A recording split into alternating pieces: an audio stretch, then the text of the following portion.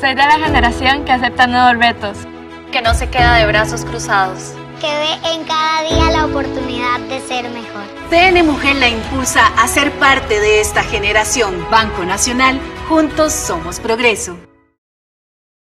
Soy de la generación que nunca dice, ya es muy tarde. ¡Rompe estereotipos! Que quiere descubrirlo todo. CN Mujer la impulsa a ser parte de esta generación. Banco Nacional, juntos somos progreso.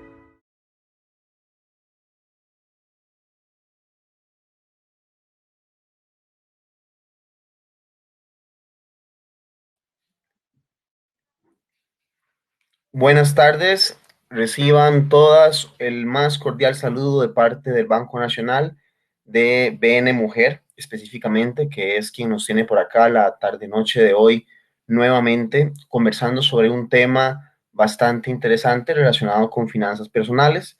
Estamos por acá la tarde-noche de hoy, en efecto, por cuarta ocasión dentro de este programa de empoderamiento y liderazgo en las mujeres, gracias a BN Mujer, que ha creado este espacio de varias charlas virtuales, de varios webinars que hemos empezado desde el 22 de agosto, para quienes han podido acompañarnos a lo largo del tiempo, desde la primera charla donde estuvimos hablando un poco sobre cómo mejorar las oportunidades cómo mejorar las habilidades de la emprendedora para que esto tenga un impacto en el emprendimiento, como el 19 de septiembre que estuvimos con el webinar relacionado con espíritu emprendedor.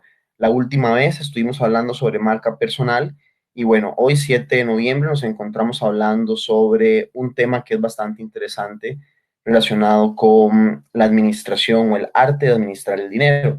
Y bueno, para saludarnos por acá, por parte de BN Mujer, pedirles a todas las personas que están conectadas que ojalá puedan anotar algo en el chat indicando, bueno, su nombre, saludándonos y indicándonos un poquito desde dónde se nos están conectando, o sea, decir el nombre, cuál es su emprendimiento, a qué se dedican y desde dónde se nos están escuchando, porque aquí tenemos un programa que se imparte a nivel nacional. Tenemos personas que nos están escuchando desde Guanacaste, desde Limón, desde Punta Arenas, desde el GAM, desde el área metropolitana. Y si pueden por ahí poner en el chat, simplemente como para nosotros también saber y conocer desde dónde nos están escuchando, les agradecemos mucho en este momento.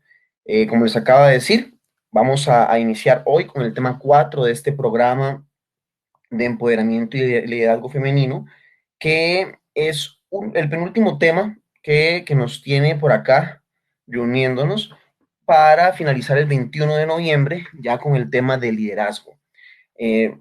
Aquí hay un tema muy, muy interesante, y es que si ustedes ven a lo largo de todos estos cursos, a lo largo de todas estas charlas, hemos tratado de tocar diferentes aristas, tocar diferentes elementos que son muy importantes para empoderarnos y desarrollar nuestras ideas y nuestros emprendimientos de una mejor manera.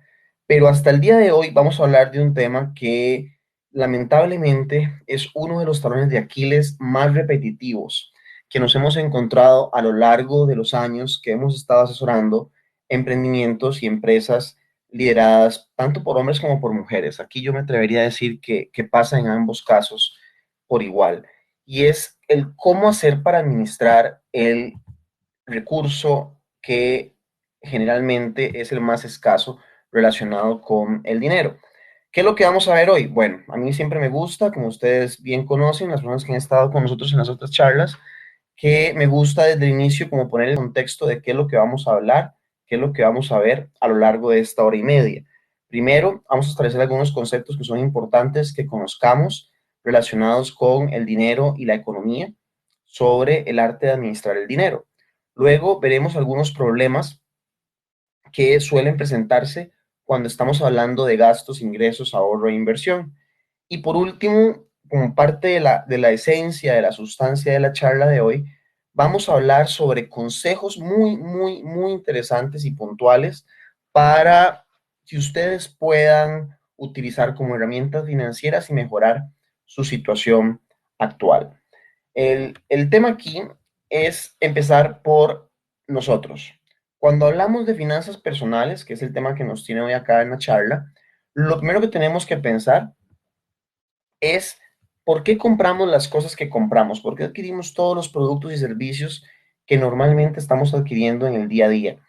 Normalmente, cuando expertos en estos temas nos hacen la pregunta de que nos visualicemos por un momento en nuestro hogar, en nuestra oficina, y veamos todas las cosas que hemos ido comprando a lo largo del tiempo, o sea, todas las cosas que hemos adquirido en el tiempo, estoy segurísimo que la mayoría de las personas conectadas en este momento no me van a dejar mentir al pensar que la mayoría de las cosas que ustedes tienen alrededor de su habitación, donde se encuentren, son cosas que realmente no necesitan, son cosas que realmente no requieren, pero que las hemos comprado por algún motivo. ¿Qué es lo que ha pasado para que nosotros tengamos en nuestro hogar, tengamos en nuestra oficina cosas que realmente no necesitamos, pero que de alguna manera, por algún motivo en el camino, algo hizo que nos viéramos impulsados a comprarlas, a adquirirlas? Y aquí entramos con un tema de psicología del ser humano. El ser humano no es racional en su comportamiento. El ser humano cree que es muy racional, pero no lo es. Y ahorita voy a hilar los puntos, porque ahorita voy a poner un par de ejemplos que no tienen que ver con finanzas personales, pero sí tienen que ver con la irracionalidad en el comportamiento humano a la hora de la toma de decisiones. Y son dos ejemplos que me gusta compartir muy frecuentemente, donde, por ejemplo, pongo un ejemplo de los baños públicos en Europa, donde en el orinal de los hombres, de los caballeros, tuvieron que inventarse una postal en forma de una mosca para que los hombres a la hora de ir al baño a hacer la necesidad, apuntaran bien a la postal y no hicieran un charco, por decirlo de alguna manera, fuera del orinal. Resulta que cuando los orinales tenían esa postal o tenían algo como lo que ustedes pueden ver aquí al lado izquierdo de la diapositiva, resulta que se redujo el nivel de desaseo que había en los baños públicos de los hombres. Y aquí viene un tema que está relacionado con lo que les estaba preguntando. ¿Realmente el hombre necesita que le pongan una postal, una calcomanía en el fondo del orinal para apuntar bien a la hora de orinar? Algunos pensarán que es una tontera, pero no, no lo es. Esa postal sí tiene un impacto directo en el comportamiento de las personas, de los individuos. Y no debería de ser así. El hombre, por un tema de sentido común, debería hacer bien su necesidad sin la necesidad de una postal. ¿Por qué el ser humano está dispuesto a pagar hasta 3.500 colones por un café en Starbucks? Pero si vamos a cualquier otra soda y nos cobran 600, 700 colones por el café, ¿por qué sentimos que ahí estamos pagando mucho? ¿Por qué las personas están dispuestas a pagar 3, 4, 5 veces más dinero en un Starbucks por un café que fuera del Starbucks? Aquí podemos ver otro ejemplo de la irracionalidad en el comportamiento humano. Y esto tiene que ver mucho con el tema de finanzas personales. Algunos de ustedes podrían estar pensando en este momento, ¿qué tiene que ver esto con el tema de administración del dinero? Bueno, que el Premio Nobel de Economía en el 2017, Richard Thaler, decía en su discurso de aceptación del Premio Nobel que nosotros creíamos que el ser humano era como el Homo economicus, dice en la teoría, muy racionales en nuestra toma de decisiones, pero resulta que él dice y afirma junto con sus estudios e investigaciones a lo largo de los años que el ser humano se le parece más a Homero Simpson por la manera en la que se comporta. Dice una cosa, piensa de otra y se comporta de una tercera manera diferente.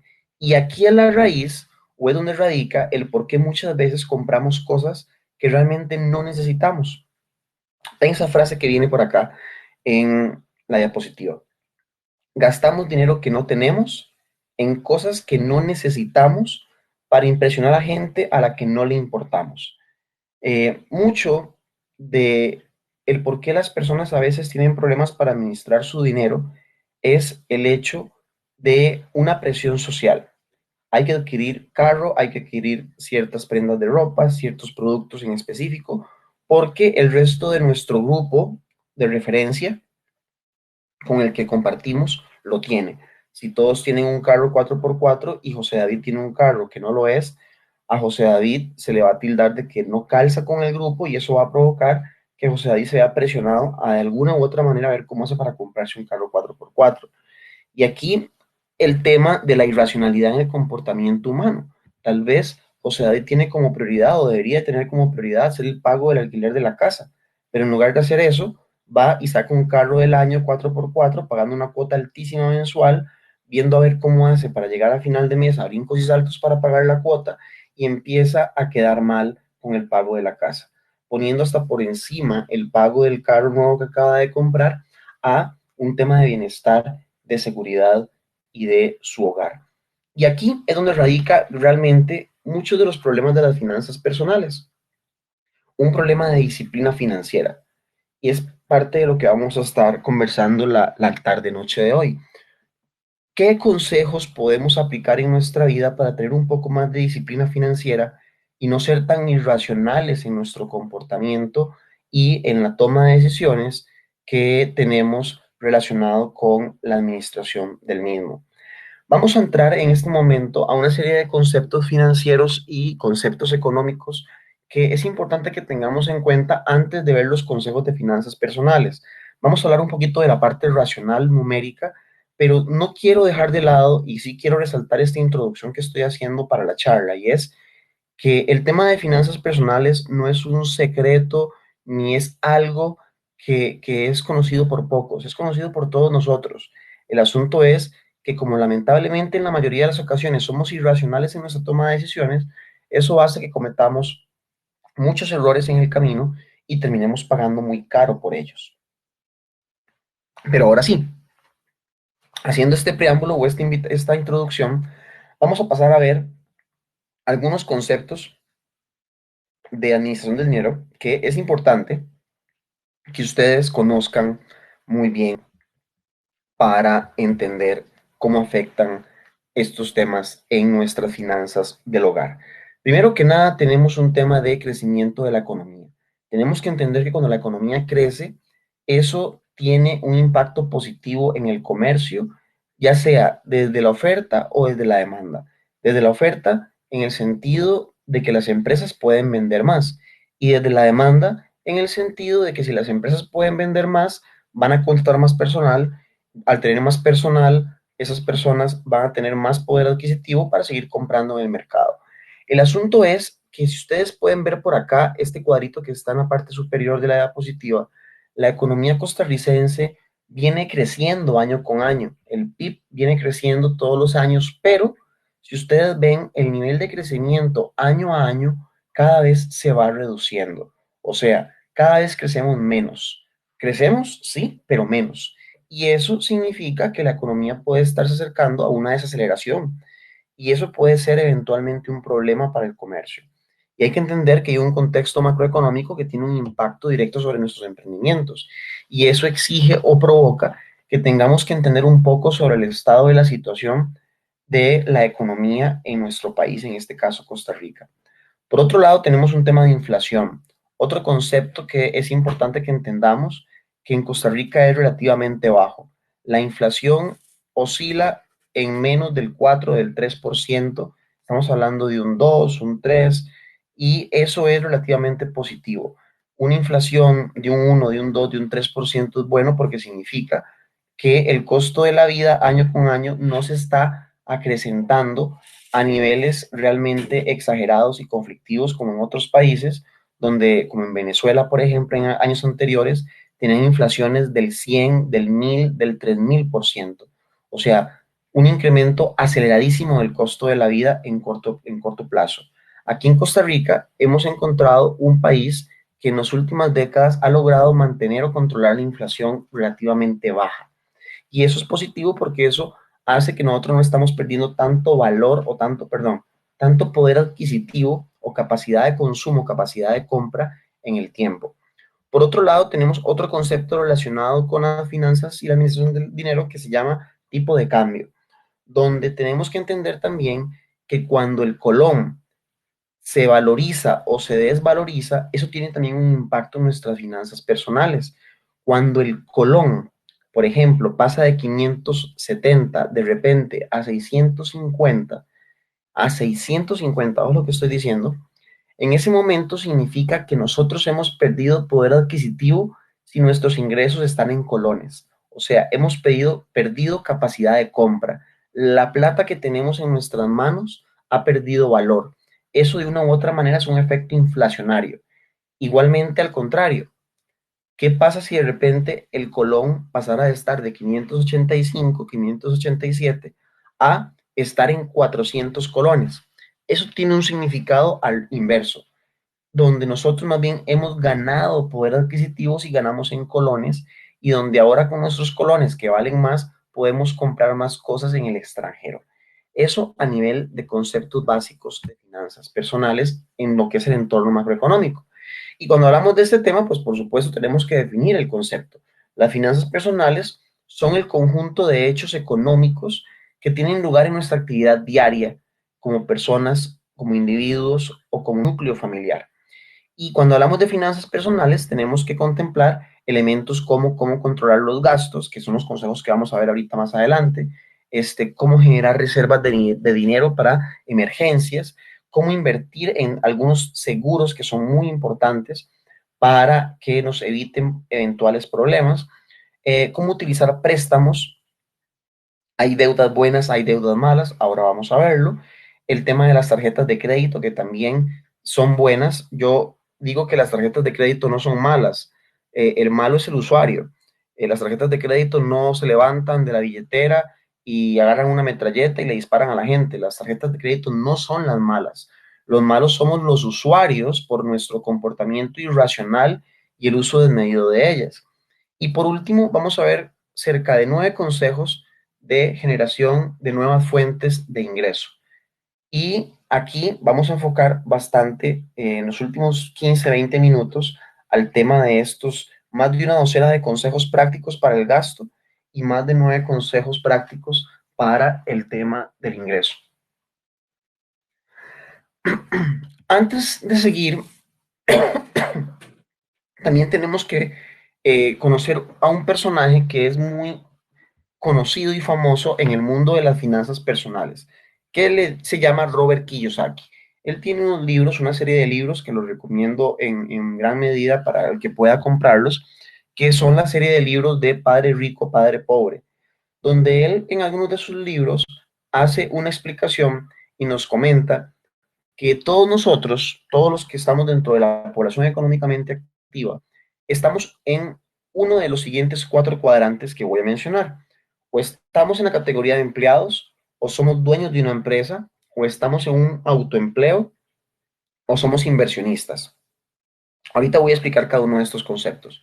Robert Kiyosaki, dentro de algunos de sus libros, nos dice que estos 4 cuadrantes lo que significan es que las personas que están al lado izquierdo de estos 4 cuadrantes, o sea, los empleados o autoempleados, son la mayoría de las personas que habitamos en este mundo. O sea, que cerca del 80% de la población o trabajamos para un patrono o somos trabajadores independientes, pero que dependemos, en la parte de autoempleo, dependemos de canjear nuestras horas de vida para generar un ingreso. O sea, que si José David se enferma, José David deja de generar un ingreso si él fuera autoempleado.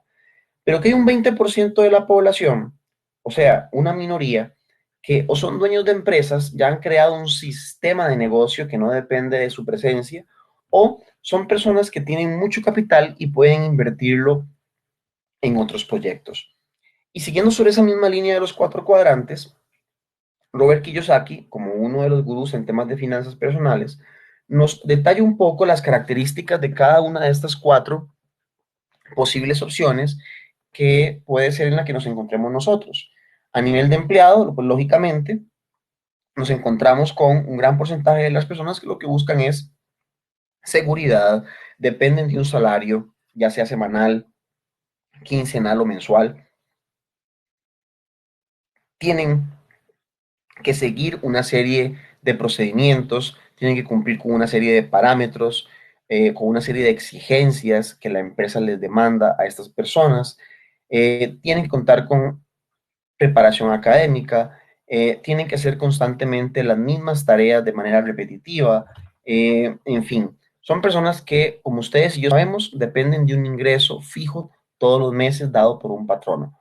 Por otro lado, tenemos el autoempleado, que a veces el autoempleado se llega a considerar una persona que es empresaria, pero no es así. El autoempleado lo que es una persona que deja de tener un patrono, deja de tener un ingreso fijo como lo tiene el asalariado, pero depende de seguir canjeando sus horas de vida para generar ingresos. O sea, son dueños de su propio empleo, dependen de ellos mismos canjeando sus horas para generar ingresos. Tienen un sistema, pero ese sistema para generar ingresos depende de su presencia para que pueda funcionar. Y Robert Kiyosaki lo que nos dice acá es que las personas que se encuentran en estas dos categorías tienen el problema grande de poder generar riqueza.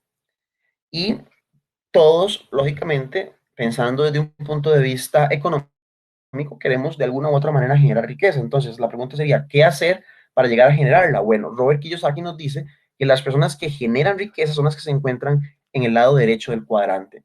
Dueños de negocios, que no es lo mismo que un autoempleado, porque el dueño de negocio ya lo que tiene es libertad de su tiempo, porque tienen un sistema que opera y trabaja para ellos. Tienen otras personas, tienen a terceras personas que ejecutan tareas dentro de un sistema para que este dueño de negocio pueda estar en cualquier parte, en cualquier lugar del país, sin tener que estar en el negocio y el negocio pueda facturar y pueda generar. Y por último tenemos el concepto del inversionista, que es la persona que ya a lo largo del tiempo ha logrado acumular gran capital. Es el sueño de todos llegar a tener millones de dólares, de euros en la cuenta bancaria y hacerse la pregunta de en qué invertirlos para que se sigan reproduciendo y ponen su dinero a trabajar para ellos. Estos conceptos son importantes que los conozcamos porque todos de una u otra manera nos encontramos en alguno de estos cuadrantes. Yo quisiera invitarlas ahorita a que ustedes piensen y analicen un poco en cuál de esos 4 cuadrantes se encuentra usted, a nivel de autoempleo, a nivel de empleado, a nivel de dueño de negocio o a nivel de inversionista. Y tomando o teniendo en cuenta en cuál de esas 4 categorías usted se encuentra, saber que si usted se encuentra del lado izquierdo, va a ser muy difícil o va a ser más difícil la generación de riqueza que si usted se encuentra del lado derecho. Y bien, más conceptos relacionados con educación financiera. Tenemos por un lado el tema de activos y pasivos. Activos como todos los bienes que adquirimos nosotros a lo largo del tiempo. Pasivos como las deudas, que ahora vamos a hablar un poco sobre el tema de las deudas, que lo que hacen es sacar dinero de nuestro bolsillo, de nuestra cuenta bancaria. Liquidez. Liquidez es un concepto importante dentro de lo que son finanzas personales porque tiene que ver con mi capacidad para poder hacer los pagos del día a día y que me sobra dinero.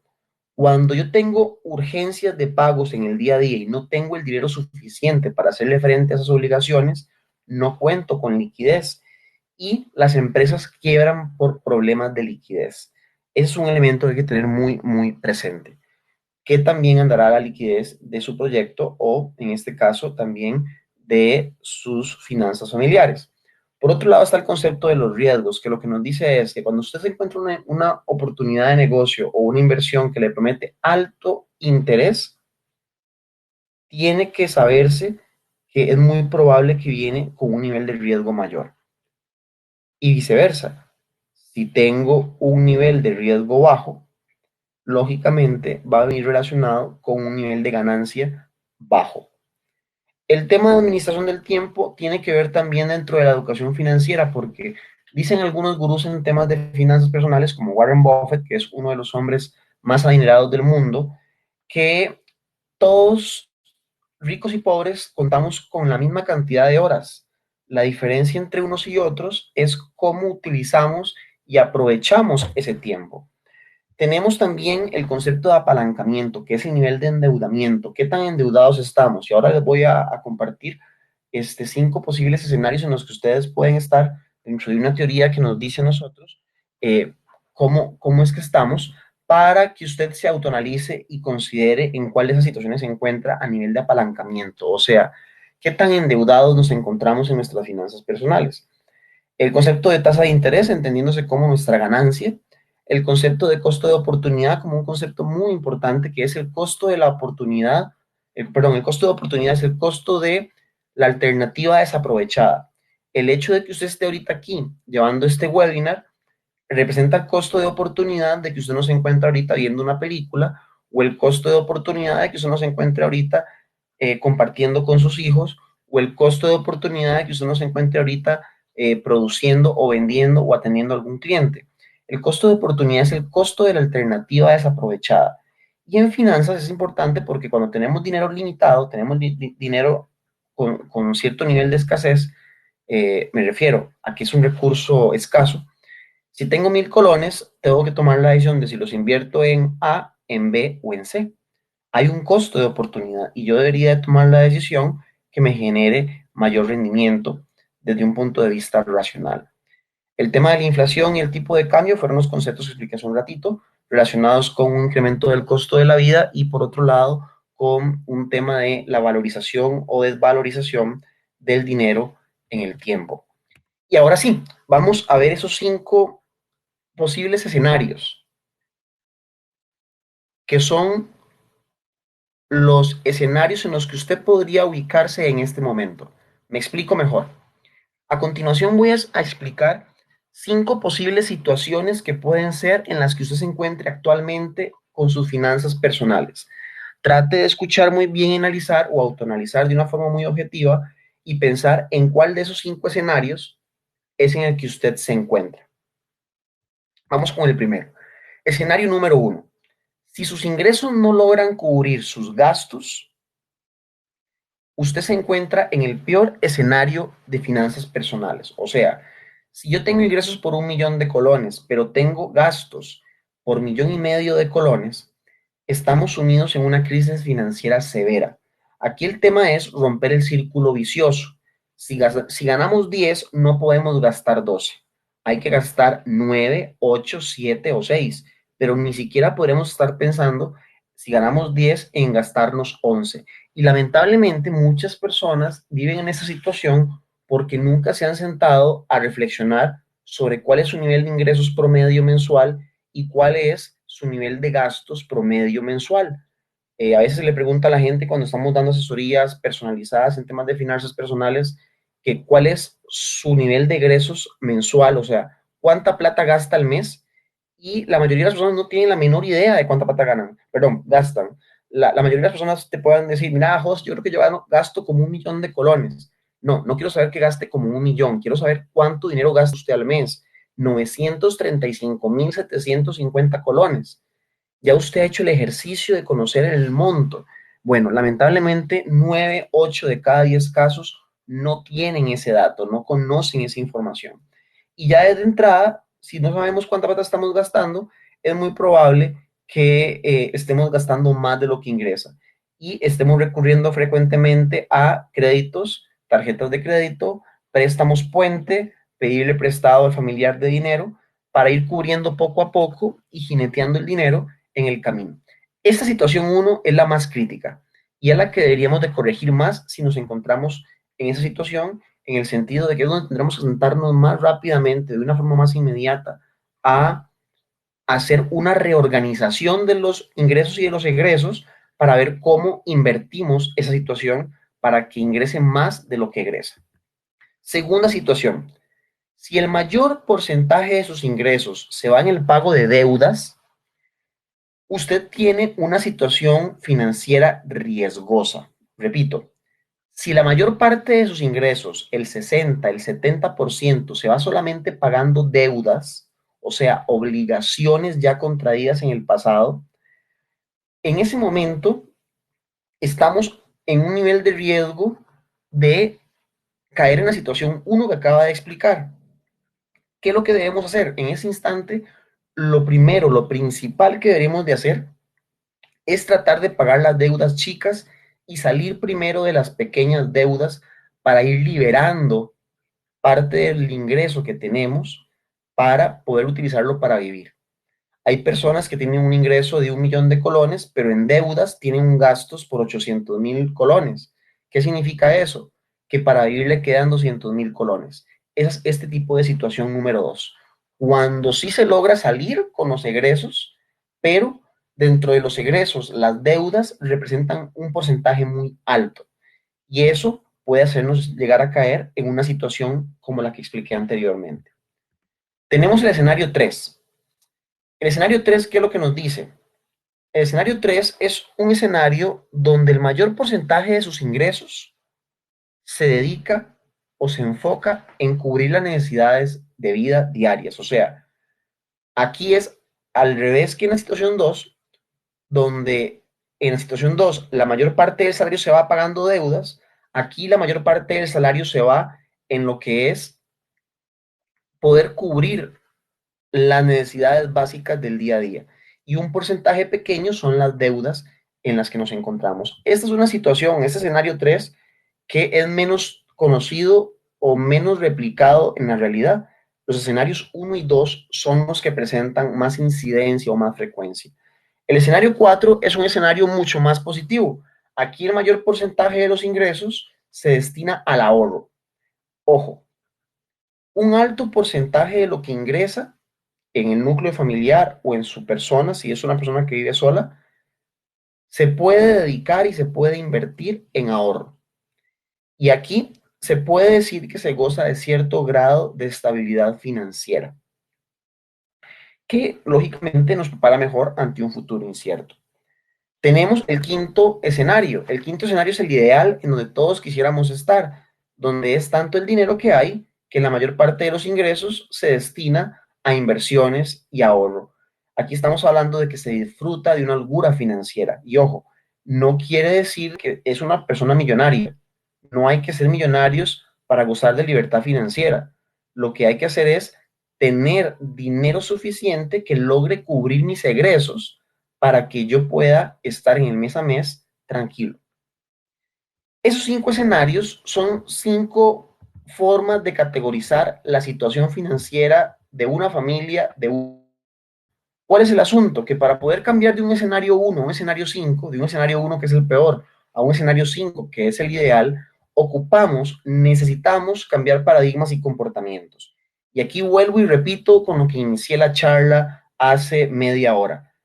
La importancia de comprender que requerimos disciplina financiera para no gastar más de lo que ganamos, para no comprar cosas que realmente no son importantes simplemente por un tema de presión social o por irracionalidad o por impulso. Y esto lógicamente no es sencillo. Es fácil decirlo en una charla, en un webinar, pero en la práctica es muy difícil. El asunto es que seamos conscientes de que somos muy racionales en nuestra toma de decisiones y eso provoca muchas veces que nos metamos en problemas financieros por no tener dicha disciplina. Aquí vamos a hablar de algunas fórmulas que es importante que ustedes conozcan o algunos datos. Yo quisiera recomendarles en este momento que si alguna tiene la posibilidad de tomar lápiz y papel y sacar una calculadora por ahí del teléfono para hacer el ejercicio de una forma, o los ejercicios que voy a ver de una forma muy práctica, ojalá puedan hacerlo. Les doy unos segunditos para que puedan traer al escritorio o traer a donde se encuentren una hoja, un lápiz y una calculadora, porque son algunos indicadores que pueden empezar a darles a ustedes una noción de qué tan bien o qué tan mal han ustedes administrado sus recursos económicos y financieros en el tiempo. Y aquí vamos entonces a empezar a tratar de generar una serie de fórmulas que nos ayuden a medir qué tan bien estamos. Son indicadores de gestión financiera que se utilizan cuando hablamos de finanzas personales. El primero, sus ingresos totales, ¿cuánto promedian al mes? ¿Tiene usted el dato? ¿Ha hecho usted el ejercicio de saber cuál es su nivel de ingresos promedio mes a mes? ¿Conoce usted si hay meses donde sus ingresos son muy superiores o meses donde sus ingresos son muy inferiores y los tiene bien identificados y mapeados? Es importante que conozcamos este número y ustedes dirán, bueno, José, pero eso es algo lógico. Claro, podrá ser lógico para alguien que tiene un salario nada más, donde sabe que gana 500,000 colones al mes y sabe que los 30 le pagan los 500,000 colones. Pero cuando estamos emprendiendo, es un poco más difícil definir esto. Cuando tenemos un emprendimiento, a veces no tenemos la capacidad como para definir un salario desde el inicio. Y por eso es importante que nosotros sepamos cuál es ese número. Y no solamente a nivel de ingresos, como se los dije hace un momento. A nivel de egresos también, yo debería de conocer cuál es mi número de egresos mensualmente. Por otro lado, tenemos la fórmula que se llama la prueba del ácido. Se llama la prueba del ácido porque en efecto es ácida. Y aquí la idea es esta. Piense usted por un momento, en este instante, cuánta plata en efectivo o en su cuenta bancaria tiene ya. Piensen por un momento eso. ¿Cuánto dinero tienen ustedes ahorita en su bolsillo, en su billetera? Sumando tarjeta de débito. A eso súmele los ahorros que usted tenga en otras cosas, inversiones, certificados a plazo, lo que sea. Voy a poner yo el ejemplo de una forma hipotética. Digamos que yo tengo 1 millón de colones en la cuenta bancaria y tengo un certificado a X cantidad de meses por 2 millones de pesos. Entonces, 1 millón de efectivo más 2 millones de colones, tengo 3 millones. Pero ese monto, esos 3 millones, vamos a dividirlo entre mis gastos mensuales. Digamos que José David sabe que él al mes gasta 1 millón de colones. Entonces, tengo 3 millones entre 3 millones, que son los gastos, perdón, entre 1 millón, que son los gastos. 3 millones entre 1 millón me da 3. Ese número significa que yo tengo 3 meses para sostenerme o para sostener mi estilo de vida si momentáneamente me quedara sin ingresos. La recomendación que nos dan los gurús de las finanzas personales es que nosotros deberíamos de tener no menos de 1 año para cubrir nuestros egresos si de repente no tuviéramos más ingresos. O sea, que si José David gasta 1 millón de colones al mes, José David debería de tener entre su efectivo en su cuenta bancaria y sus ahorros por lo menos 12 millones para que en el caso de que José David hoy ya no puede seguir trabajando, no puede seguir generando ingresos y se queda sin ingresos de hoy para mañana, José David tenga un colchón, por decirlo de alguna manera, de 12 meses para solventar la situación financiera en la que se encuentra. ¿Cuál es el problema? Que la mayoría de las personas no tienen ese colchón. Y si de repente se recorta su nivel de ingresos por el motivo que sea, en cuestión de 1 mes, 2 meses, caen en un colapso porque no pueden solventar su nivel de vida, no pueden solventar sus necesidades básicas del mes a mes, y eso hace que tengan que empezar a pedir dinero prestado. Otra fórmula que también les invito a realizar: deudas totales entre el ingreso mensual. O sea, tome todo el dinero que usted debe, los 20 millones que debemos de la casa, los 10 millones que debemos del carro, y dividámoslo entre su ingreso promedio mensual, entre 1.500.000 o 2 millones de colones que usted tenga de ingresos. Este número, ¿qué nos dice? Nos dice cuántas veces es nuestra deuda con respecto a nuestros ingresos. O sea, por cuánto tiempo, por cuántos años tendremos que trabajar para salir de las deudas por completo. Y por otro lado está la fórmula del ingreso mensual menos las deudas mensuales. Ya no es el total de las deudas, sino que son los pagos periódicos de los meses. El ingreso mensual menos las deudas mensuales. Esto nos dice cuánto de lo que tenemos es verdaderamente nuestro en el mes. Y aquí se incluye, lógicamente, tarjetas de crédito, pensiones, etc. Otra fórmula importante, el tema de la vivienda. Aquí no quiero ahondar mucho, pero hay un principio que dice que yo no debería estar tomando más del 35% de mis ingresos para el pago de la casa. Ya sea que alquile o que la esté comprando, yo no debería de tomar más de la tercera parte de mis ingresos para el pago de la casa, para el pago de la vivienda. Sin embargo, hemos visto casos de personas que ganan 500.000 pesos al mes y tienen el pago de la casa por 400.000 colones al mes. ¿Qué pasa? Que lógicamente les queda muy poco dinero de margen para vivir. Está otro principio importante, el tema del ahorro. Otra fórmula importante, ahorros entre sus ingresos por 100. Esto nos dice cuál es el porcentaje que usted ahorra al mes. Y quiero hacerle una pregunta a usted. Quiero que usted piense por un momento lo siguiente.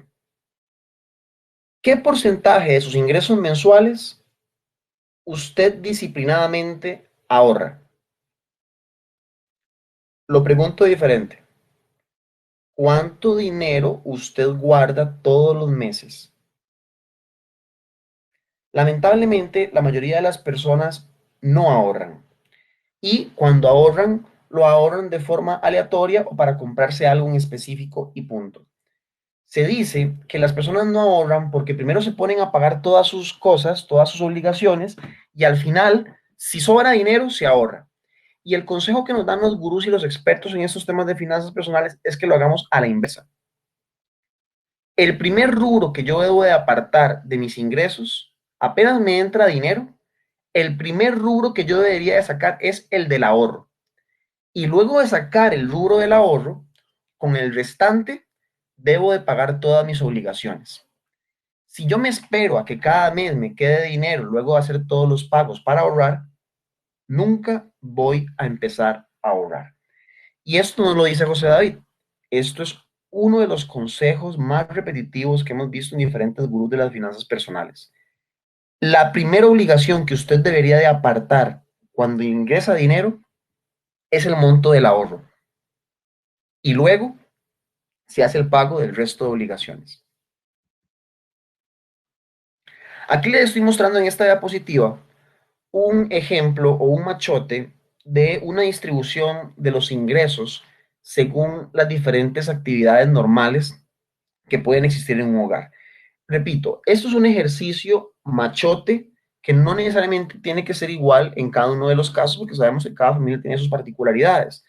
Pero en estos pesos estándar de los gastos frecuentes en ingresos menores a $2,000 o 1 millón de colones, se dice que dentro de unas finanzas sanas, uno debería estar destinando cerca de un 5% del ingreso al ahorro, un 30% del ingreso al alquiler, un 10% al tema de servicios públicos, un 30% al tema de alimentación, un 10% al tema de transporte y un 5% al tema de vestuario, un 5% al tema de entretenimiento y un 5% al tema del estudio. Es una propuesta general, sin embargo, no quiere decir que todos tenemos que estar en los mismos porcentajes. Aquí el asunto es tener la disciplina, como les decía, de cambiar algunos hábitos que hemos ido adquiriendo en el tiempo relacionados con la administración del dinero. Y aquí quiero compartirles los consejos que les decía hace un ratito, que es como la sustancia o la esencia del curso. Vamos a ver en este momento la solución al problema de las finanzas personales de cualquier persona. Hay 2 estrategias para que usted tenga libertad financiera. 2 estrategias recomendadas por los expertos en temas de finanzas personales. La estrategia número 1, relacionada con cómo incrementar los ingresos. La estrategia número 2, enfocada en cómo disminuir los egresos. Vamos a ver una serie de recomendaciones puntuales para cada una de estas 2 estrategias, la de disminuir egresos o aumentar ingresos. Vamos a ver ahorita el tema de disminuir los egresos o los gastos. Primer consejo. Si usted va a ahorrar dinero, que ya sabemos que es el primer rubro que se debe tomar de nuestros ingresos, apenas entra dinero, lo primero que tenemos que hacer es apartar el dinero del ahorro. Agarre este ahorro y póngalo en una cuenta bancaria aparte a la cuenta que usted utiliza de forma tradicional. ¿Por qué los expertos en finanzas personales nos recomiendan este primer punto? Porque cuando usted el ahorro lo tiene en la misma cuenta bancaria, que es la que se utiliza todos los días para pagar la gasolina, para comprar comida, para pagar las entradas al cine o comprarnos las Pandoras, no sé, por poner un ejemplo, ese dinero de ahorro se va a consumir en el tiempo. Hay que agarrar el ahorro y ponerlo en una cuenta completamente aparte a la que usted utiliza para su diario vivir. De esta manera usted será menos tentado o tentada a consumir el ahorro. Segundo consejo, debe establecerse un presupuesto mensual, tanto de los egresos como de los ingresos. Yo debería establecer un presupuesto de cuáles son todos los rubros de las salidas de dinero de mi hogar y tenerlas tipificadas, mapeadas y hasta establecidas por montos y tratar de respetar esto. ¿Cuál es el problema en el punto 2 o en esta recomendación 2? Que la mayoría de las personas nunca se han sentado en su vida a hacer ese presupuesto de los egresos del mes a mes en su hogar. Y lógicamente no tienen la menor idea de cuánta plata están gastando en el mes a mes. Cuando se hace este ejercicio, con la mayoría de los casos que hemos atendido, en el 2016 hicimos un proyecto con 60 personas que tenían problemas de finanzas personales. Y de las 60 personas, ustedes no me van a creer, ninguno de los 60 en la vida había hecho un presupuesto de cuánta plata estaba saliendo de sus bolsillos, de su billetera en ese mes. Cuando hicimos el ejercicio, lógicamente todos se daban cuenta de que estaban gastando más plata que la que ingresaba en sus cuentas y por eso era que estaban sumergidos en esa crisis financiera, por no llevar un control del presupuesto financiero del hogar. Tercer consejo, no gastar más de lo que se gana. Obviamente, suena lógico, pero es que si yo no he hecho el punto 2 y no tengo la menor idea de cuántos son mis egresos, mis salidas de dinero en el mes a mes, no voy a tener claro si estoy gastando más o menos de lo que me ingresa. Punto 4. Cuando vayan a hacer las compras del supermercado, debería haber un presupuesto y antes de ir al supermercado debería de también haber una lista de los productos que se van a ir a comprar al supermercado. Otro tema, no se debería de ir a hacer las compras del supermercado después de haber ido al gimnasio y no haber comido, porque entonces usted se va a antojar de más cosas. Recuerden lo que les dije al principio de la charla, el ser humano es muy irracional en su comportamiento. Si voy luego de haber ido al gimnasio donde quemé calorías y tras de eso no he comido, todo lo que yo voy a ver en los pasillos lo voy a ver rico, lo voy a ver delicioso y todo voy a querer meterlo dentro del carrito. Yo debería ir comido, lleno y luego lleno voy al supermercado. ¿Por qué creen ustedes que muchos de los supermercados han creado los food court para que usted coma ahí mismo, para que usted diga, no, hacemos las compras en el súper y después de hacer las compras pasamos a comer? Claro, al supermercado le sirve porque ellos han logrado demostrar que la factura promedio se incrementa como un 10, un 20% si usted va con hambre que si va sin hambre. Entonces, tener mucho cuidado a la hora de hacer las compras en el supermercado. Llevar una lista y no ir con hambre. Punto 5.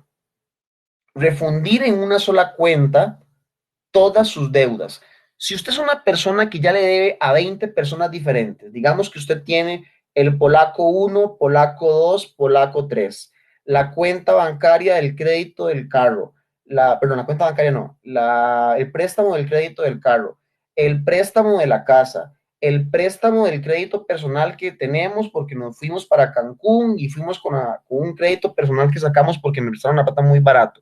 Y tengo muchas obligaciones de pago en diferentes fechas.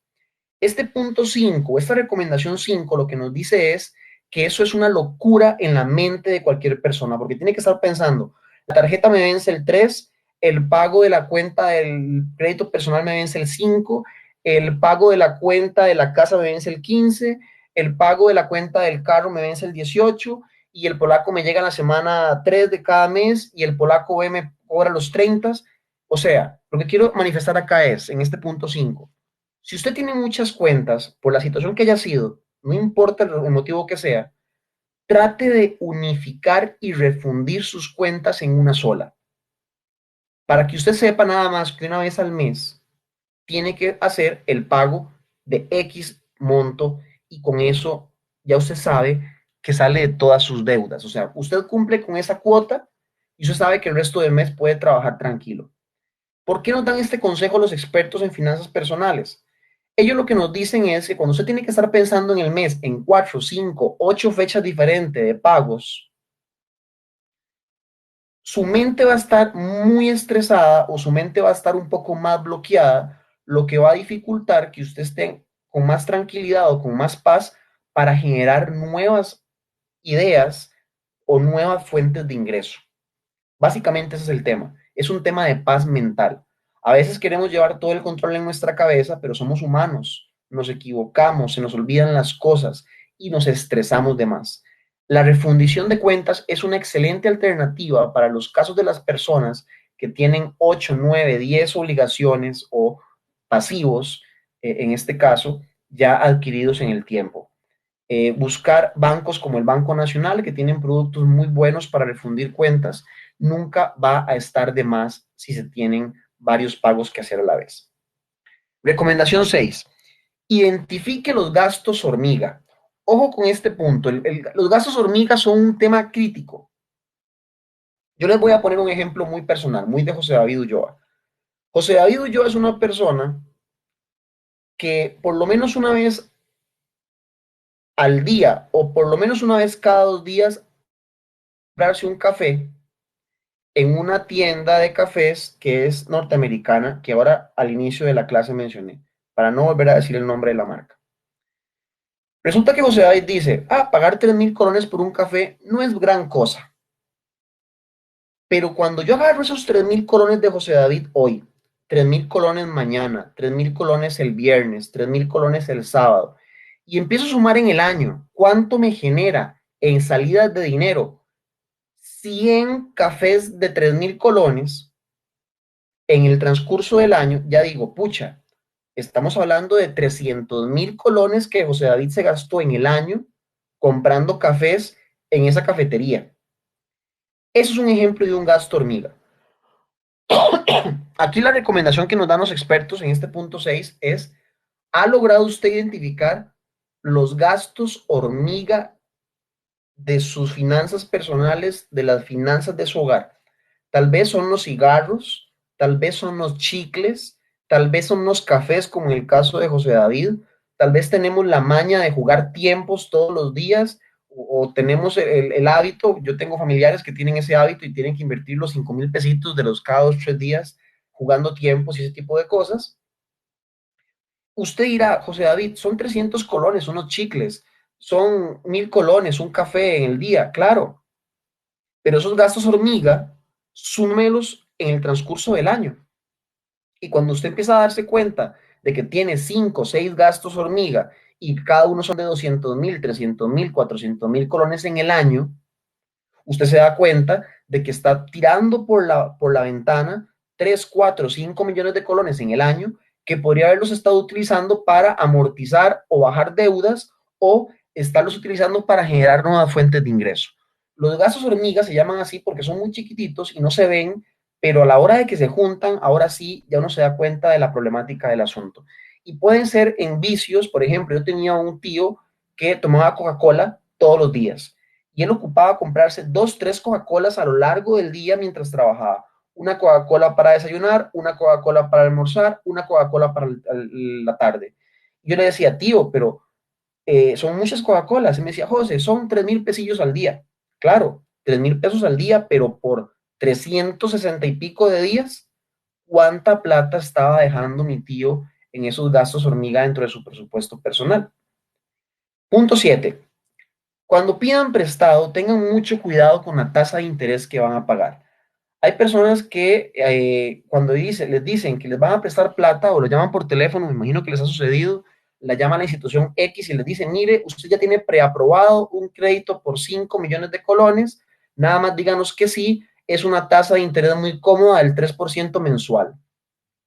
Más de uno dice, sí, acepto, deme los 5 millones. Pero un 3% mensual, cuando lo multiplico por 12, me doy cuenta que es una tasa de interés súper alta. Y una tasa de interés del 40 y pico por ciento, al final lo que hace es que usted termine pagando casi el doble por el dinero que le prestaron y usted termina trabajando para pagarle intereses a un tercero. Cuando vayan a pedir dinero prestado, ya sea a un familiar o a una institución crediticia formal, tengan muy claro cuál es el interés que van a tener que pagar por ese dinero, porque muchas veces se termina pagando muchísimo más que lo que nos prestaron. Aquí quiero hacer también un paréntesis con el tema de las tarjetas de crédito. La gente no sabe utilizar las tarjetas de crédito y agarran las tarjetas, claro, ven que es una tasa de interés mensual del 2 punto algo, del 3 punto algo y sienten que es cualquier cosa y se ponen a hacer pagos mínimos. Pero ¿qué pasa? Están pagando el 50, el 40, el 60%, hemos visto casos de interés sobre todo lo que están comprando. En algunas casas de línea blanca que le venden a usted televisores y refrigeradoras y le dicen, mire, por una cuota de 2.000 colones quincenales se lleva usted la lavadora de sus sueños, o por una cuota de 4.000 colones semanales se lleva usted el televisor de no sé cuántas pulgadas de sus sueños para la casa. Uno en el momento piensa que la cuota es súper baja y que uno la puede pagar, pero usted no está viendo ahí lo que le están cobrando de interés, donde prácticamente usted termina pagando el doble de lo que vale el producto. Mucho cuidado con los préstamos. 8. Presupuestar el tema de entretenimiento. A todos nos gusta entretenernos y a todos nos gusta nuestro rato de esparcimiento. O sea, no podemos pensar que porque estamos en un plan de finanzas personales, vamos a dejar de gastar dinero en elementos de entretenimiento, como un paseo, una salida a comer, etcétera. Lo que sí es bueno es que usted tenga un presupuesto mensual para eso. Por ejemplo, yo puedo decir, para poner un caso hipotético, José David va a destinar 100,000 colones al mes para entretenimiento. Y cuando José David a lo largo del mes consumió los 100,000 colones, y digamos que me llevan las primeras 2 semanas del mes y me consumí los 100,000 colones, José David las próximas o sea, los próximos 15 días, como se consumió el presupuesto de entretenimiento, va a quedarse en la casa a esperar el próximo mes. Eso se llama disciplina financiera. Tener límites para lo que queremos hacer. Si José David quiere irse fuera del país, entonces José David sabe en este caso hipotético que si tiene un presupuesto de 100,000 colones mensuales, entonces José David durante 4, 5, 6 meses no va a consumir esos 100,000 colones para dentro de 5 o 6 meses irse para Punta Cana, por ejemplo. Pero hay que presupuestar el entretenimiento, no dejarlo a la libre, que es donde vienen los problemas que les mencionaba al principio de no tener presupuestado los egresos del mes. Consejo 9. Mida el consumo de los servicios públicos. Cuando estamos en una situación financiera complicada, como el ejercicio o el caso 1, que veíamos hace un ratito, el caso 1 o el caso 2, aquí nos toca tomar medidas extremas. Situaciones extremas requieren medidas extremas. Y en temas de servicios públicos nos tocará entonces ahorrar agua, ahorrar luz, ahorrar servicios públicos. En algunos casos he visto y hemos trabajado con personas que han tenido que quitar el cable, pagaban Netflix por un lado y pagaban el cable por el otro. Entonces, estaba en una crisis profunda financiera y se tenía que tomar una decisión. O se va a Netflix o se va al cable. Pero ¿para qué vamos a pagar doble por los servicios? Tengan mucho, mucho cuidado del tema de saber si la instalación eléctrica en su hogar es una instalación que puede, que por estar vieja, esté consumiendo mucho más energía que una instalación nueva. Pídanle a algún experto en temas de medición de consumo energético que llegue a su casa y mida que estén consumiendo lo que es lo que corresponde, porque muchas veces hemos visto en algunas casas que pagan recibos de luz de 40,000, 50,000 colones mensuales, y es porque tienen una instalación eléctrica vieja que hace que consuman el doble de lo que realmente ellos están consumiendo. Llegan, hacen el chequeo y en efecto hacen el cambio de instalación eléctrica y de repente el recibo de la luz cae de 50,000, 50 y pico mil a 20 y pico mil de colones. Durante N cantidad de años estuvieron regalándole 20 y pico mil de colones al tema de la luz por no haberse cuidado con un tema de instalación eléctrica. Punto 10 o consejo 10. Identifique deudas buenas y deudas malas. Deudas buenas son consideradas deudas con tasas de interés bajas, tasas de interés por debajo del 20% anual. Deudas malas son deudas caras, deudas que pueden tener tasas de interés del 25, del 30, del 40, del 50%. Si usted va a asumir una deuda, ojalá sea una deuda para tomar ese dinero y ponerlo a trabajar en algo que le genere un rendimiento mayor que la tasa de interés. Y eso es una muy, muy, muy buena deuda.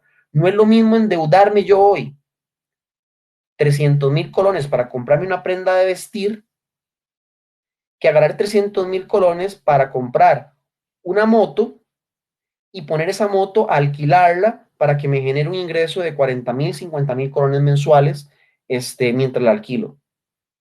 Hay un ejemplo de una deuda buena y una deuda mala, si es que estoy comprando financiado. 11. Tengan mucho cuidado con las promociones. Ustedes saben que a nivel de mercadotecnia hay muchas estrategias de neuromarketing y comunicación para persuadir a la gente. A nivel promocional, a nivel de imagen, a nivel de sonido, uno puede provocar que las personas deseen adquirir productos que realmente no necesitan. Y aquí muchas veces las compras impulsivas salen a reducir por lo que les mencionaba al principio de la charla. El ser humano es muy irracional en su toma de decisiones. 12.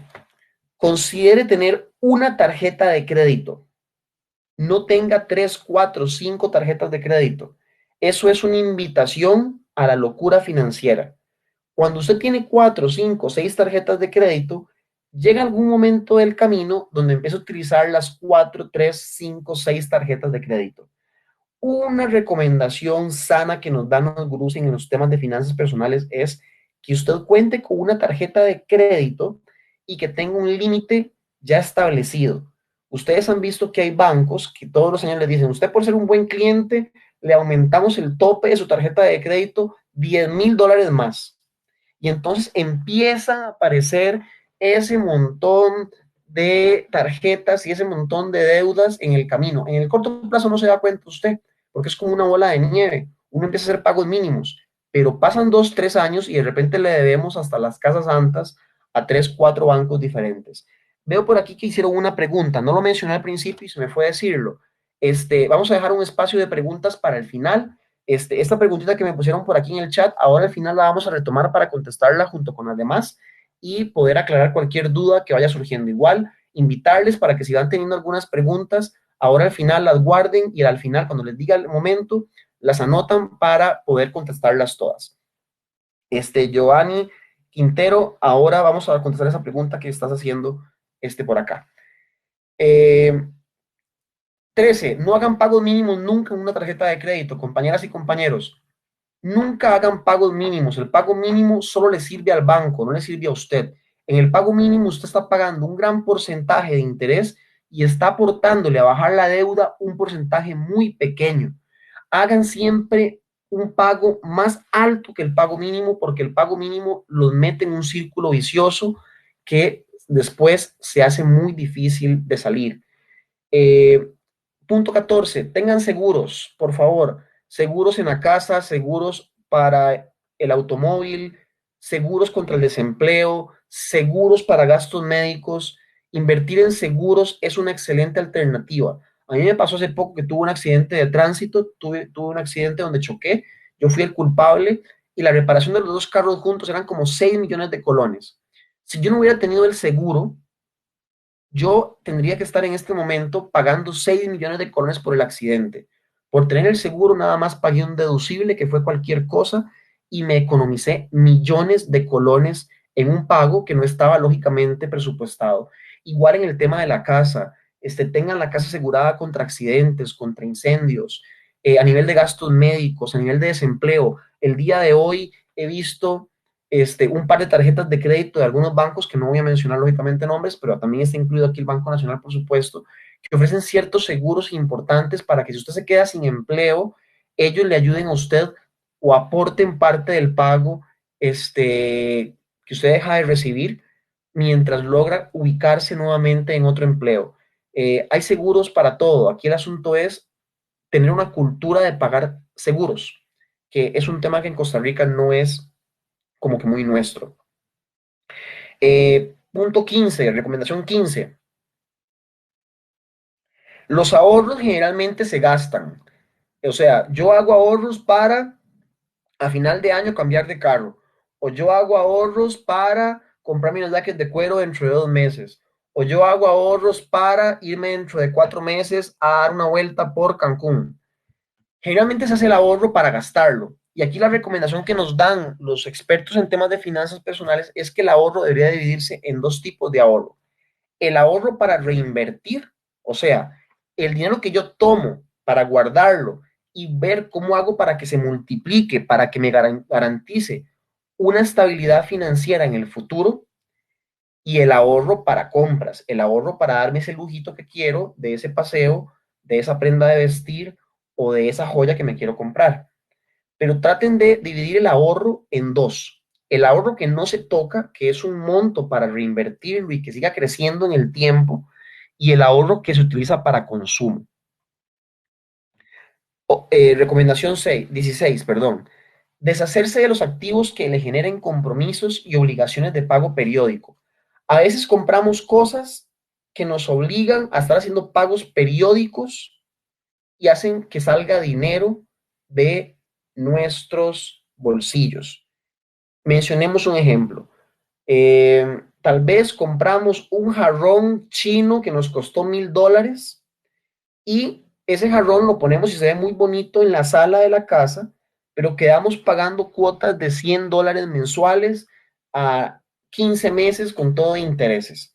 Ese es un activo que le genera compromisos, le genera obligación de pago, y a no ser que ese sea realmente un jarrón que realmente se tase y crezca su valor en el tiempo, es un adorno que lo que hace es restarle poder adquisitivo a usted.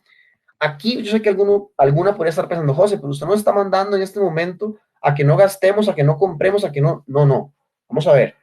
Si nos encontramos en la situación 1, 2 o 3 de las que mencioné hace un ratito, estas son recomendaciones que hay que tomar en cuenta para salir de esa situación y poder estar en un escenario 4 o 5, que es el escenario ideal en el que todos quisiéramos estar.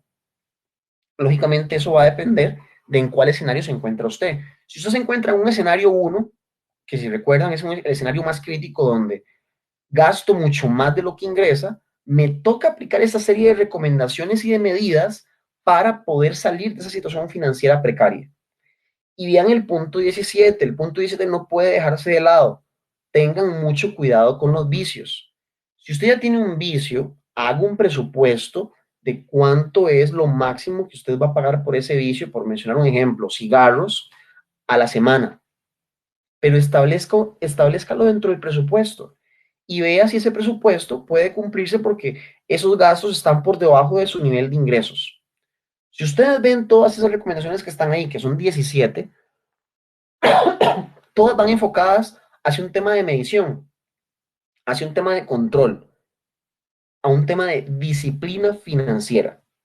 Si usted no se encuentra en la situación 4 o 5, aplicar cualquiera de estas 17 medidas le puedo garantizar, por testimonio personal y por experiencia de lo que hemos aplicado con decenas de personas a las que hemos ayudado, que han estado en problemas de finanzas personales, que cuando se siguen al pie de la letra estas recomendaciones y se sigue ese presupuesto en el tiempo, se logra ver la luz.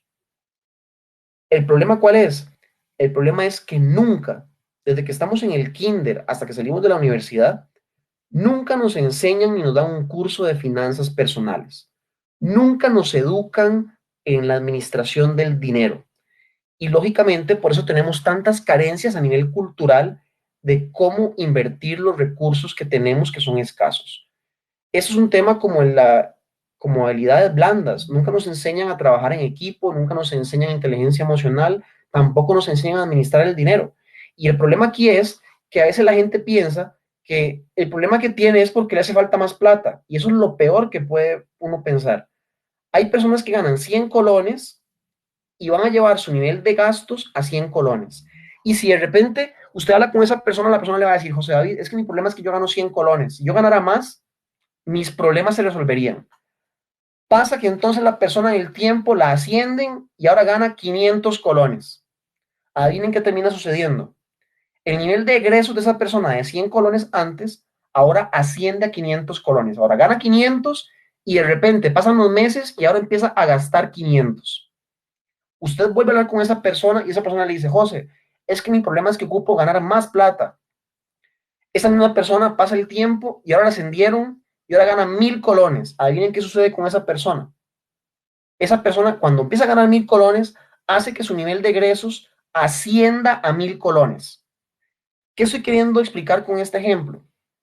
El problema no está en que ganamos poco, el problema está en que solemos gastar más conforme más ganamos, porque no tenemos una disciplina, una cultura o educación financiera.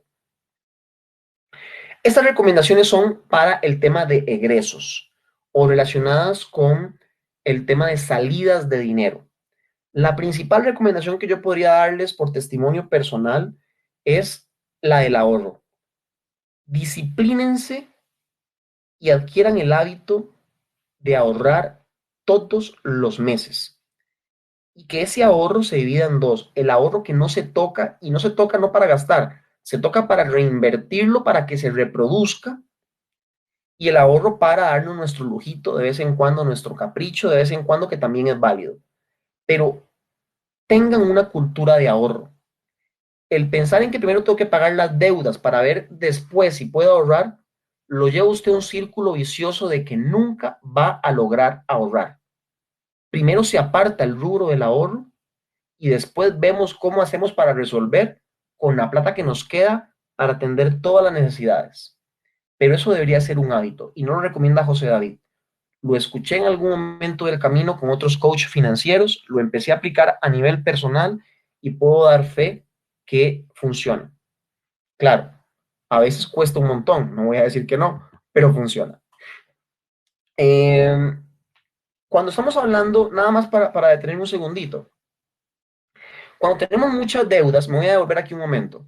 En los casos donde hay personas que están sobreendeudadas, la principal recomendación es saquen primero las deudas pequeñas, las deudas más rápidas de cumplir, porque eso le va generando al cerebro un pequeño sentimiento de logro, de que estoy saliendo de las deudas.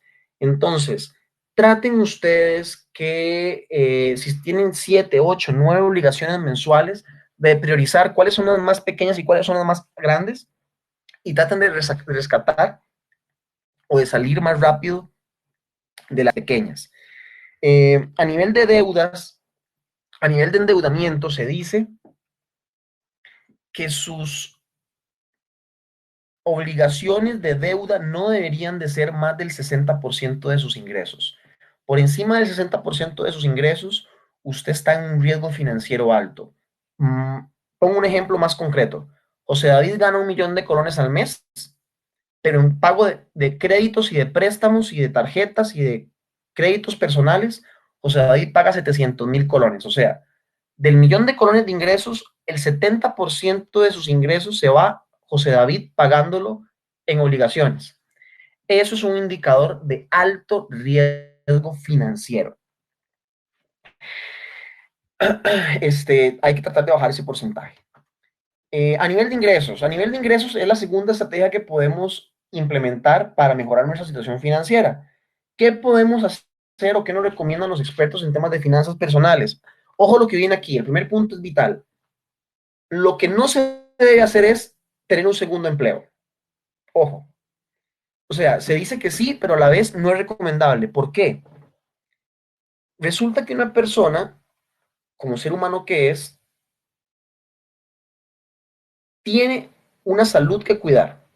Usted podría tener un trabajo en la mañana, uno en la tarde, otro en la noche y otro en la madrugada. El asunto es que luego de 4, 5, 6 meses de usted estar en ese ritmo, muy probablemente va a terminar en un hospital. Entonces, sí se puede hacer eso para medidas extremas, donde me toca tener 2, 3 trabajos. Yo lo he tenido que hacer en el pasado, y me acuerdo cuando yo tenía 19, 20 años, tenía un trabajo en el día y tenía un trabajo en la noche, porque en ese momento creí que podía hacerlo y ocupaba el dinero, pero a los 6 meses yo caí en cama. A los 6 meses yo caí en cama porque mi cuerpo me dijo, José David, usted podrá querer trabajar 20 horas al día, pero usted no manda su cuerpo. Y terminé en un hospital. La primera recomendación se puede hacer para medidas extremas, pero sabiendo de antemano que va a haber un efecto muy fuerte en nuestra salud en el camino. En algún momento de la marcha, el cuerpo va a pasar la factura. Segundo, yo estoy segurísimo que todas las compañeras que me están escuchando, todas tienen algún talento y algún don, algún arte que pueden monetizar. Tal vez doña Juana hace muy bonitos los bonsáis en el patio. Es un hobby que tiene, hace bonsáis. Entonces yo le diría a doña Juana, si tenemos un problema financiero o tenemos el interés de mejorar nuestra situación financiera, moneticemos esa habilidad que usted tiene para hacer bonsáis. Pongo otro ejemplo. Si usted es muy buena haciendo bufandas de lana, gorritos de lana, guantes de lana, y eso es uno de sus hobbies y sus pasatiempos, moneticemos ese pasatiempo, ese talento que usted tiene. Si usted es muy buena bailando salsa, moneticemos ese talento en las noches dando clases de salsa.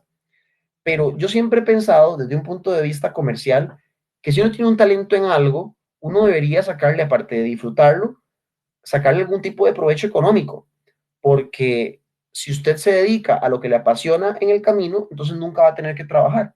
Vas a dedicarte a tu hobby y en tu hobby te van a pagar y eso termina siendo un círculo virtuoso de desarrollo personal.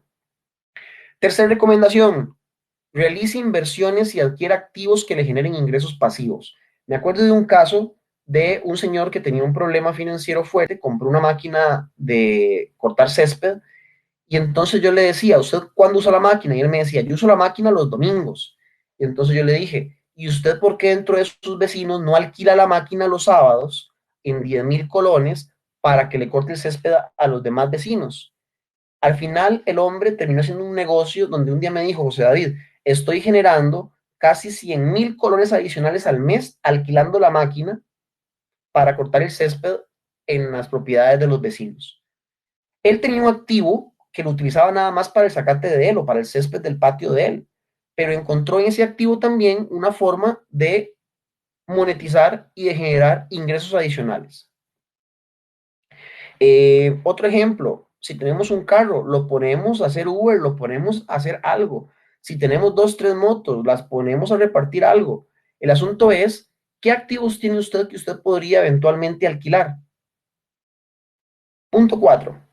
Venda o alquile activos que tengan algún tipo de valor para algunas personas. Es parecido al anterior. De hecho, viene dentro de lo mismo. ¿Cómo hacemos con nuestros activos para generar nuevos ingresos? Si yo tengo una máquina especial que hace algo, ¿cómo puedo ponerla al servicio de otros para ayudarle a otros y que a la vez me genere algún tipo de ingreso?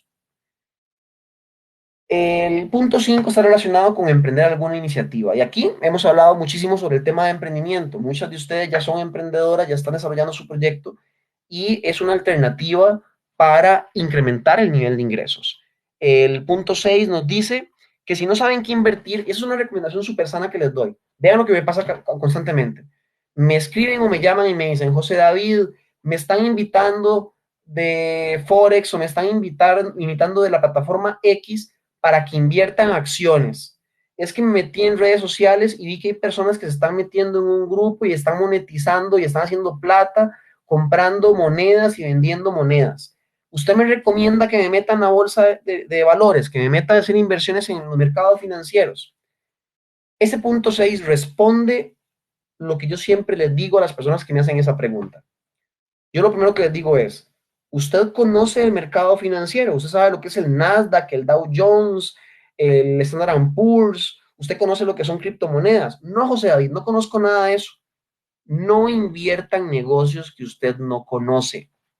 Antes de invertir en negocios que usted no conoce, si le llama la atención invertir en criptomonedas, si quiere invertir en Bitcoins, en Ethereum, en Litecoins, en Dogecoins, en la criptomoneda que usted quiera, lo primero que le voy a recomendar es invierta matriculándose en un curso de criptomonedas o en un curso de mercados financieros, aprenda primero el negocio y luego de que lo entienda, tome la decisión de si quiere invertir o no quiere invertir en eso. Pero muchas veces cometemos el error de meternos a invertir en cosas que no conocemos y es una de las formas más fáciles de perder el dinero. Siempre vamos a recomendar, antes de invertir en algo que usted no conoce, invierta educándose en eso, pague un curso. Quiero vender bienes raíces. Entonces, métase en un curso relacionado con cómo vender real estate y luego de que lleve el curso y entienda el negocio, tome la decisión de si se quiere meter o no en ese negocio. Punto 7. Invertir en un emprendimiento de alguien en que usted confíe es una alternativa más. Si usted no puede emprender porque no tiene tiempo, tal vez usted puede estudiar alternativas de emprendimientos que ya están marchando, en los que usted confía o en los que usted cree que tienen potencial y aportar su dinero ahí para que su dinero crezca.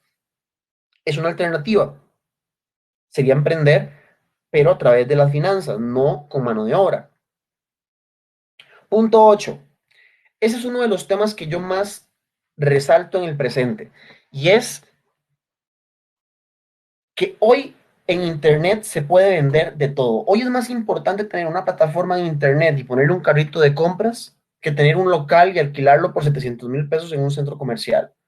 Yo hoy puedo vender en cualquier parte del mundo desde una plataforma de Internet, desde una red social, desde una página web, desde un sitio web, haciendo dropshipping. Ya ni siquiera tengo que comprar el producto, yo puedo revender productos que no son míos a través de internet, les recomiendo que busquen qué es el dropshipping, que es una alternativa para comerciar productos sin tener que invertir un 5 más que hacer una página web, que nos facilita hoy vender lo que sea, vender servicios o productos. Hay muchas alternativas, estamos en el mejor momento para emprender a través de internet.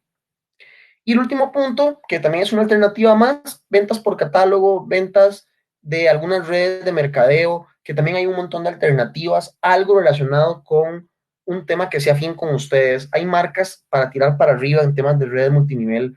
Podemos hablar de Fusion, de Sri, de Herbalife, OmniLife, Amway, Travel One. Hay decenas de alternativas para vender en nuestros tiempos libres, en el sábado, que no tenemos nada que hacer tal vez en la tarde, donde podemos contactar a 2, 3 personas de confianza, ir a presentar el producto y empezar a generar un ingreso adicional a lo que ya tenemos si estamos requiriendo incrementar los ingresos. Esas recomendaciones son las que estarían dándose para el tema de ingresos. Repito, me voy a devolver muy rápidamente. Si usted quiere mejorar su situación financiera, tiene dos alternativas: o aumenta ingresos o disminuye egresos.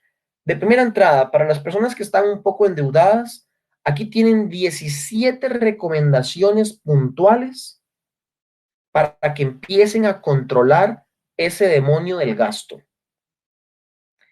Si el tema no es egresos y es un tema de ingresos, aquí tienen 9 recomendaciones para que incrementen sus ingresos. La número 2 es la que yo más recomiendo. Usted tiene que ser muy bueno en algo, estoy segurísimo. Usted debe ser buena en algo, haciendo queques, dando masajes, haciendo bonsáis, haciendo prendas de vestir, dando algún servicio, dando consejos.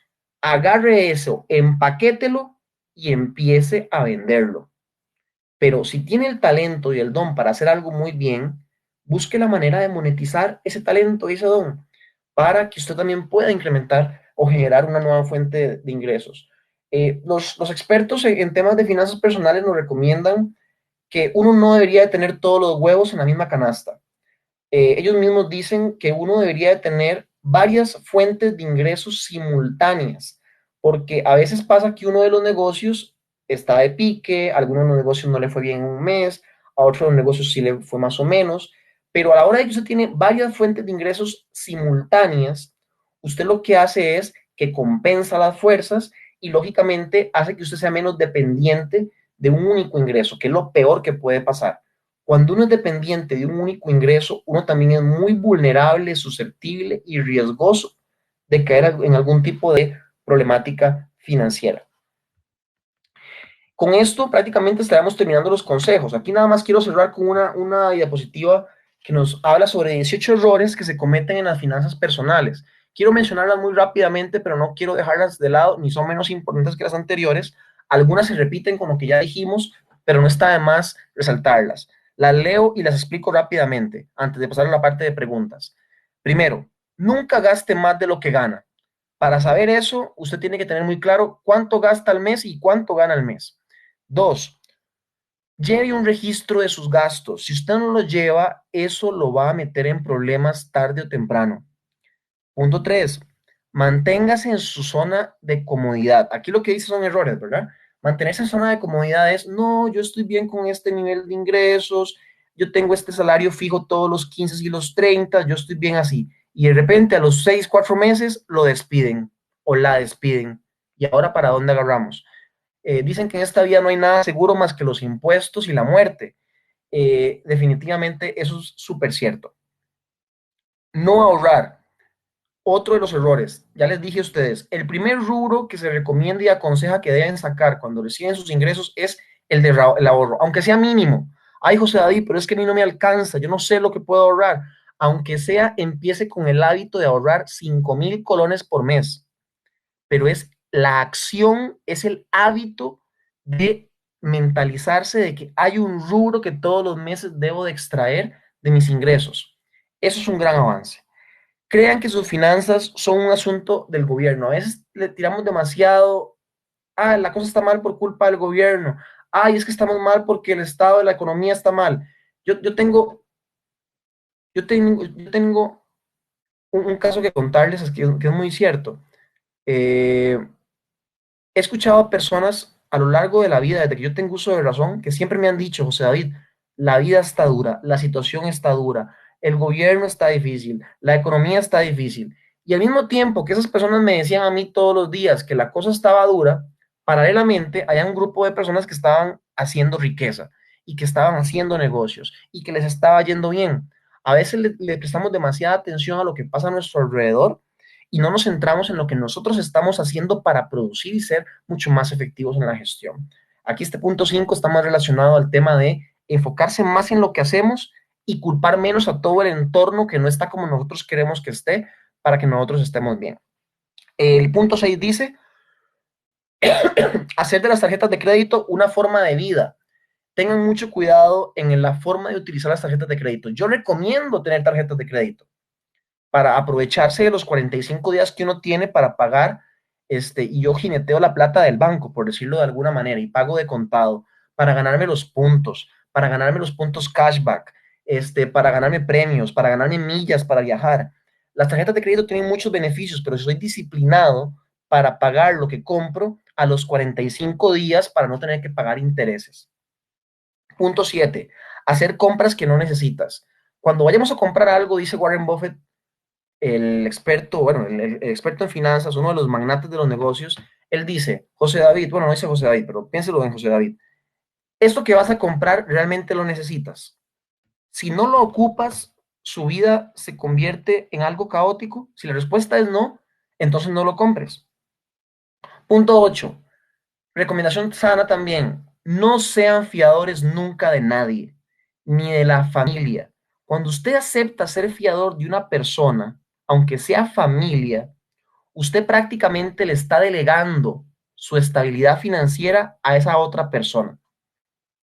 A esa otra persona le pasa algo, se enferma, Dios quiera que no, se muere, o cualquier cosa le sucede, y a usted le toca seguir pagando esa deuda. Sepa que cuando usted es fiador de algo, usted le está cediendo su futuro financiero a un tercero. Tengan mucho cuidado con el tema de ser fiadores. Punto 9. Prestar lo que no se pueda regalar. Si ustedes tienen dinero y pueden hacerle un préstamo a alguien que les está pidiendo plata prestada, préstenle sí y solo sí. Ustedes saben que esa plata que van a prestar, si no vuelve, si esa persona no se las devuelve, no los mete a ustedes en un problema. ¿Qué quiero decir con esto? No presten ustedes dinero que es vital o crítico para su vida personal. Manejen automóviles sin estar asegurados. Punto 10, dice por ahí, otro de los errores. Dios guarde manejar un automóvil o un vehículo sin seguro. Yo les conté a ustedes lo que me pasó hace poquito. Es muy riesgoso. No contar con un seguro de gastos médicos es lo mismo, pero aplicado al tema de salud. Olvidarnos del ser en vez del tener. El tema del consumismo. Tengamos mucho cuidado con el tema del consumismo y de estar haciendo compras por presión o por la mercadotecnia o por presión social. Creer que nunca vamos a envejecer. José David, usted me está hablando de finanzas personales, pero yo tengo 40 años. Yo todavía tengo 20, 30 años más que puedo producir. No me voy a preocupar por mi pensión ahorita. Más bien al revés. Es el mejor momento para preocuparnos desde ya por nuestra vejez, para no tener problemas dentro de 20, 30 años. Heredar en vida, dice por aquí, que tampoco se debería de hacer, porque lógicamente lo que no me cuesta, hagámoslo fiesta, dijeron por ahí. Construir en terreno ajeno. Casos hemos visto de personas que han construido en terreno ajeno y después llega el dueño de la propiedad, los hace sacados y toda la inversión se pierde. Casarse con bienes mancomunados, pedir prestado, gastar en vicios, son algunos de los consejos que nos dan a nivel de resumen de lo que no se debería de hacer en finanzas personales. Y con esta diapositiva así terminamos hoy los consejos sobre el tema. Creo que podemos pasar ahorita a la parte de preguntas. Que en estos temas yo sé que siempre salen y surgen muchas preguntas debido a que es un tema muy álgido y porque, como les decía hace un ratito, no tenemos una educación financiera porque nunca lo han incluido dentro de los planes de estudio en lo que es la educación formal. Yo veía estadísticas y datos hace poquito. Los profesores en el Ministerio de Educación Pública, los docentes del MEP, que son miles, tienen sus ingresos endeudaditicos, o sea, ganan 1 millón de colones, pero pagan 800.000 colones en deudas. Y esos señores son los que están enseñándole a las nuevas generaciones y están endeudados, pero no es culpa de ellos, es porque ha sido un círculo vicioso que se ha aprendido de generación en generación porque no hemos recibido la suficiente educación financiera. Y aquí el último consejo que podría darles es, en Internet hoy, en YouTube hoy, hay infinidad de cursos relacionados con finanzas personales para que quienes quieren profundizar en temas más puntuales puedan seguirlo haciendo y ahora sin pagar un 5, porque el Internet lo tenemos al alcance y prácticamente con acceso para todos. Vamos con las preguntas. Hay una pregunta que nos hicieron desde el principio, voy a contestarla en este momento. Dice, una pregunta, si tengo dinero para invertir, pero más que invertir sería para cancelar deudas que ya están adquiridas, ¿qué porcentaje mensual se recomienda para poder recuperar ese dinero? ¿O cómo se podría hacer para lograr capitalizar, aunque sea una parte? O si es pagar deuda, no se puede capitalizar. Ok, Giovanni, mi recomendación principal es, si tienes varias deudas, vea en cuáles estás pagando más interés. Las deudas que le hagan pagar más interés son las que más plata le están quitando a usted de su bolsillo. Eso es un punto. Segundo, vea qué deudas son las más chicas y las que se pueden salir más rápido o se pueden sacar más rápido. Basado en esos dos elementos, yo le recomendaría que tome la decisión. Si usted puede con ese dinero que va a tomar para pagar deudas, cancelar la deuda que le está cobrando mayor tasa de interés, hágalo. Si por otro lado tiene muchas deudas pequeñitas que le quitan mucha mente a lo largo del mes porque son fechas de pago diferentes, también otra forma de ayudarse es cancele las pequeñitas para que tenga más paz y más facilidad para pensar en cómo resolver otras cosas. Pero más allá de recuperar el dinero o ver cómo se puede capitalizar, también otra opción que yo le podría dar, Giovanni, es, ¿ha pensado usted invertir ese dinero en una alternativa que le pague un rendimiento más alto que lo que le están pagando, perdón, que lo que le están cobrando sus préstamos? Me explico otra vez. Si usted puede invertir ese dinero a un 40% de ganancia, sacándole un 40% de margen de ganancia, cuando tiene deudas por un 20 y pico por ciento, yo preferiría tomar ese dinero e invertirlo en esa opción que me va a generar un rendimiento del 40% de interés y con ese interés pagar deuda. Eso también sería una tercera alternativa para contestarle a Giovanni Quintero. Otra preguntita que tenemos por aquí dice, ¿hay algún sitio web donde se muestren emprendimientos en los que se puede invertir? Bueno, le podría decir que hay plataformas para hacer inversiones en productos, por ejemplo, Kickstarter. Kickstarter es una alternativa interesante, pero que se muestren emprendimientos para invertir no tácitamente. Yo le recomendaría más bien acercarse a alguna incubadora de empresas, de la Red Nacional de Incubadoras de Empresas que hay en el país. Hay una Red Nacional de Incubadoras de Empresas, y que se acerque a ver los proyectos que están incubando ahí y que analice las alternativas que hay. Más que una página, le recomendaría que se acerque a incubadoras de empresas. Y ahí van a aparecerle alternativas súper interesantes de inversión. Algunas tendrán afinidad con lo que a usted le gusta, otras no tendrán afinidad, pero es una de las mejores recomendaciones que podría darle. Acercarse a empresas que estén trabajando, perdón, a incubadoras de empresas que estén trabajando en emprendimientos. Para Zaida. Otra pregunta que tenemos por aquí dice, vamos a ver, después de esta, en mi caso estoy vendiendo tortillas de queso y empanadas. Ok, pero no viene la pregunta, Ok, no hay más preguntas. Veo por aquí que están escribiendo algo. Vamos a dar unos segunditos más para ver si entran algunas preguntas más. Pueden preguntar con toda confianza.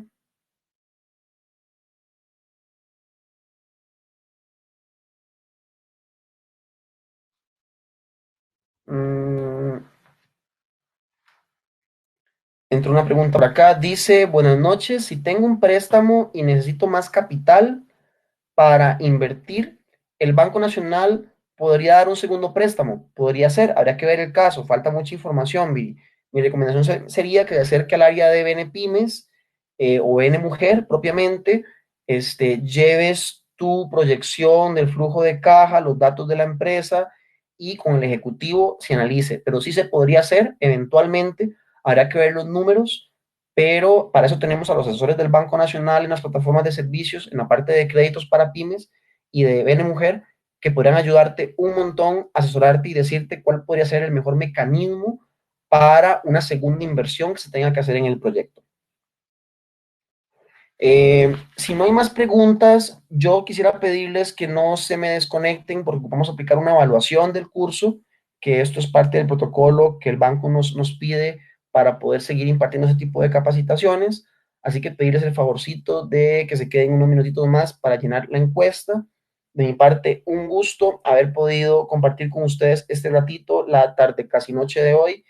Espero haberles dado algunas ideas del tema de finanzas personales, que como les dije, esto no es un tema de ciencias ocultas, es un tema de disciplina, toma de decisiones, de decir, bueno, en este momento voy a sentarme a hacer números en mi casa de qué es lo que estoy gastando, cuánto es lo que está entrando de plata al negocio, cuánto me puedo permitir gastarme, porque yo quisiera gastarme lo que yo quiero,